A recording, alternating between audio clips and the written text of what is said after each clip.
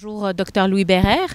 Merci de participer aujourd'hui à la conférence La maladie d'Alzheimer. Où en sommes-nous pour souligner la Journée internationale de la maladie d'Alzheimer?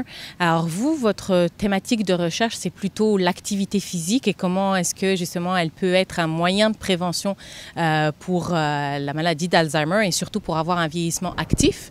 Qu'est-ce que vous conseillerez justement les personnes qui veulent faire de l'activité physique, mais qui ont tendance à peut-être ne pas en faire assez ou pas souvent?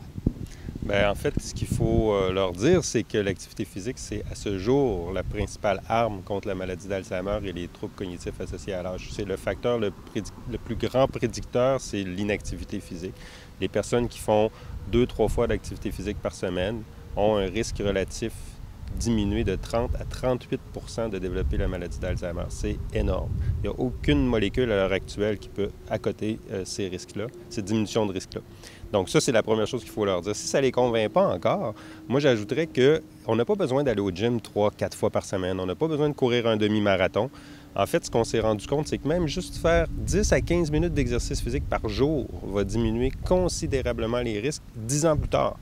Dans des grandes études américaines, en fait, une étude publiée dans la prestigieuse revue Neurologie, il y a une dizaine d'années, avait démontré que juste marcher 3-4 coins de rue, en fait, jusqu'à peu près 1 km par jour, ça se fait en 10-15 minutes pour la plupart des gens, va diminuer les risques de développer des troubles cognitifs 10 ans après.